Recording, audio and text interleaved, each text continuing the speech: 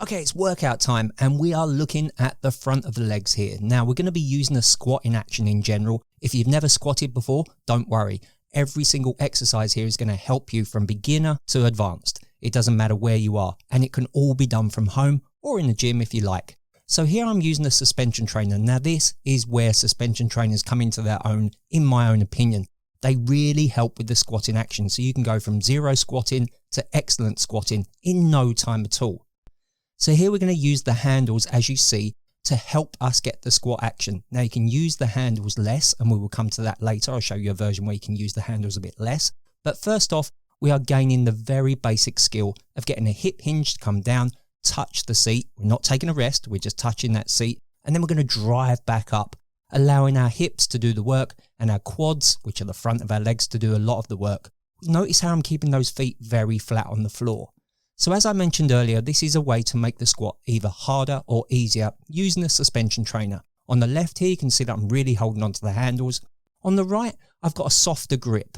Also, what we can do if you're struggling here with this foot position is open out the legs. This might help if your hip sockets are a little bit wider, and it might make the squat a little bit more natural. So this not only helps with your workouts, but it also helps in everyday life. So I really suggest that you grab yourself a suspension trainer and do this to your heart's content.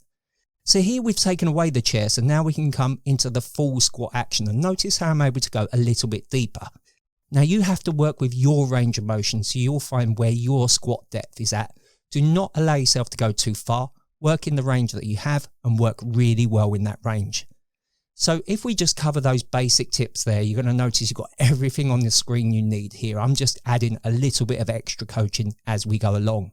So here you're going to be able to increase your squat depth potential using the suspension trainer over not using a suspension trainer. Okay, so now we've moved on to a bodyweight squat, but we are using the chair yet again. We are going to touch that chair, as you can see here. Now I'll put on multiple angles so you can see how the body is working. We'll break it down a little bit later when we come to the basics of a bodyweight squat.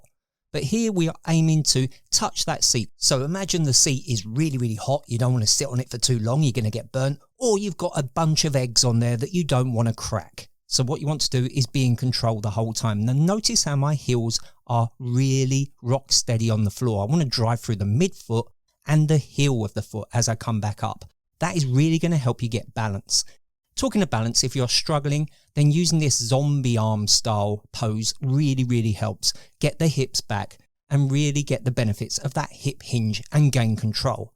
So as mentioned before, we're moving on to the bodyweight squat. Now this is where most people begin. However, I always suggest that you go back if you are struggling with the basics of a bodyweight squat and go back and use a suspension trainer. So here you can see we've got nice little dots going over the body to show how the body moves, and you'll notice that the hips come back way more than the knees come forward. Yes, the knees can come over the toes, but if you've got the hip hinge going on, which can be discovered in my longevity movement masterclass, then you can get the squat working for you and pain-free. So notice how the back is staying nice and neutral and straight, and your version of neutral will be different to mine. And now we've just changed up the angle so you can see the squat here. Now notice what I said about the knees before. They're traveling over the toes. And if we corkscrew our feet into the floor, as shown by the little arrows on the floor, pushing them out when we stand up, that is going to help keep the knees in check. The floor is your friend. That's what I'll say. Drive off of that floor every time you squat. So I've just shown multiple versions here. Here we go to the zombie version that I showed to you before. So we've covered everything. All right, we're moving on to take the squat a little bit further. This time we're using a traditional resistance band, one used for pull-ups. I really like these for the squat in action, as you'll see right here. I've got them in a front squat type position where the hands are up by my shoulders. So again, we're running through the basics. Nothing's changed. We've just increased the resistance through the resistance band. And that means it makes the squat a little bit harder.